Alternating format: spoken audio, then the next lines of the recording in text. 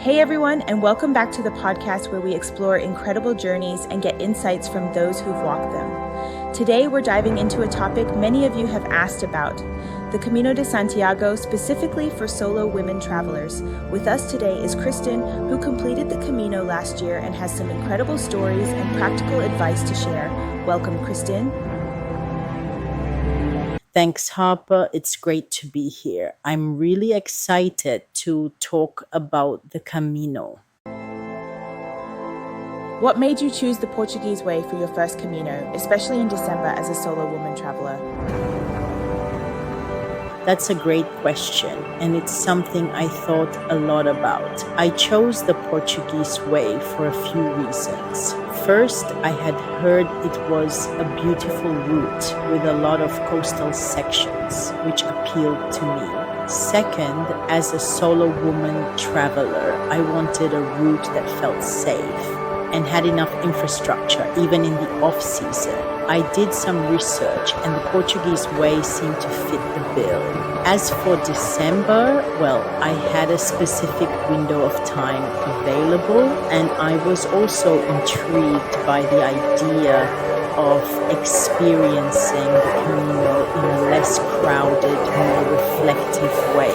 It definitely offered a different kind of challenge and beauty compared to what I imagine a busier season would be like. What were your expectations for walking the Camino in December, and how did the reality compare?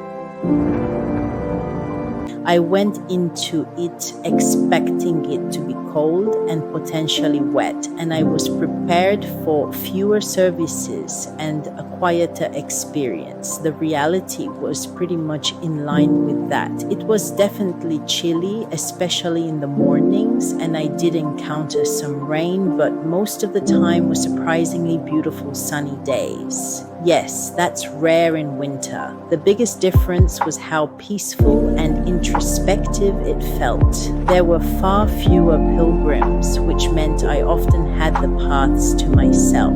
This was both a blessing and a bit of a challenge. While I loved the solitude, it also meant fewer opportunities for spontaneous social interactions you might find during peak season. But overall, it was a very positive experience that matched my expectations of a winter Camino. I loved it. How did you manage accommodation on the Portuguese way during the off-season? Were there any concerns about availability? Accommodation was one of my main considerations, especially since I was traveling solo in December. I definitely had some concerns about places being closed. What I found was that while some albergues and guest houses were indeed closed for the winter, there were still enough options available to make it work. I did a bit of research ahead of time each day, often booking a bed a day or two in advance, especially in smaller towns, just to be sure. I didn't experience any real panic about not having a bed. But it did require a little more planning than I imagined walking during the summer might. I did book my entire Camino ahead, considering most of the albergues are closed from early December to late February, winter time. What was your daily budget like for walking the Portuguese way in December, and what were your main expenses? I tried to keep my budget pretty reasonable, aiming for somewhere around 60, 70 a day. My main expenses were definitely accommodation, albergues mostly, with a few private rooms for a treat, food, and then smaller amounts for things like coffee breaks or the occasional souvenir.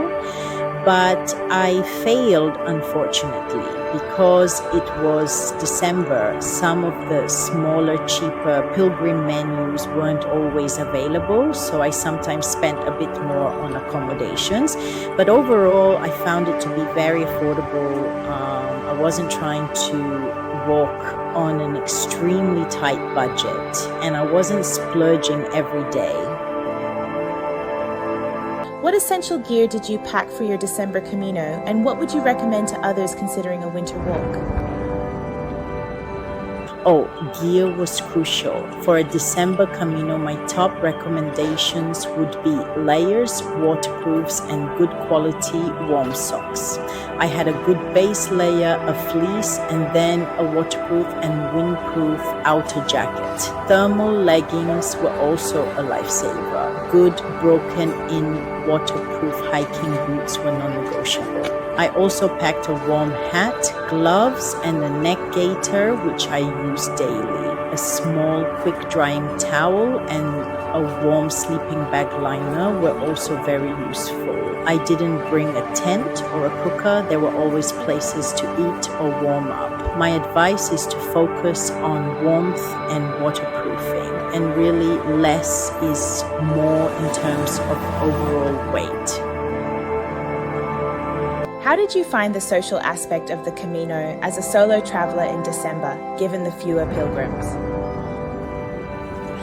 The social aspect was definitely different from what I've heard about peak season. There were fewer pilgrims, which meant I didn't meet a huge variety of people every day.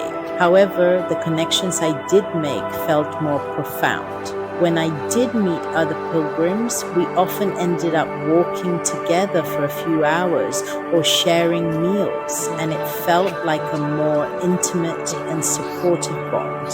I embraced the solitude and used that time for reflection, but I also cherished the moments of connection with the few fellow travelers I encountered. It showed me that you can still have a rich social experience, even if it's with a smaller group of people. What were some of the unexpected challenges or pleasant surprises you encountered on your December Camino?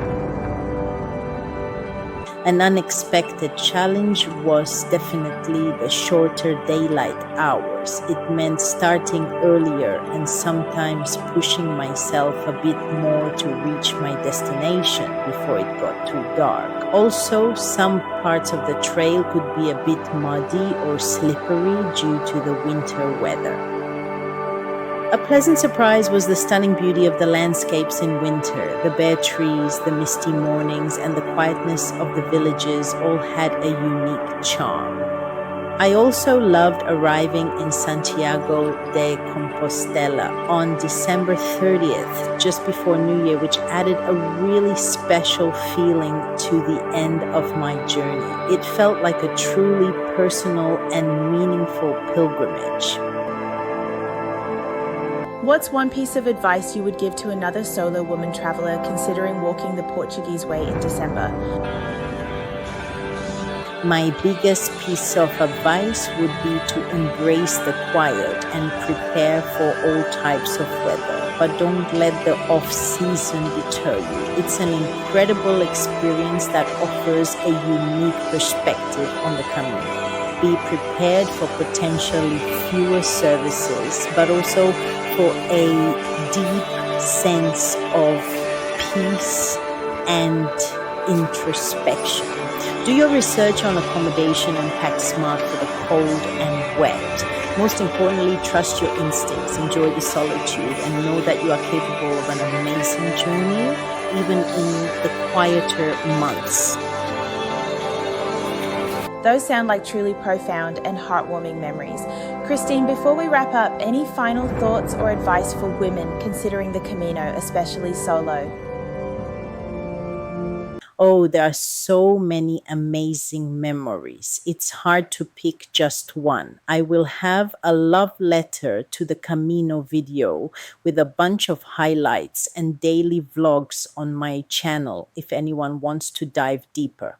My biggest advice is just do it. If you're thinking about it when it's safe to travel again, truly just go for it. It's an amazing experience. Even if you've never traveled solo or done a long distance walk alone, I would still say go. Even for me, as a pretty independent and brave woman, there were things I was nervous about, like walking by myself with no one around if I needed help, or getting up early and walking in the dark alone. But I did all those things, and it built up my courage and independence. Even don't let not having someone to go with deter you. The beauty of the Camino is that it's a personal journey. You get to pick your own pace, meet people when it feels right, say goodbye when it's right, and reconnect when it's right. It's a journey where you work on that internal self, which is such a powerful and edifying thing. Honestly, even though I can't travel much this summer, I'm still on a high from the Camino. It truly buoys you up and fills you for a long time afterward. What an inspiring message, Kristen. Thank you so much for sharing your experiences and insights with us today.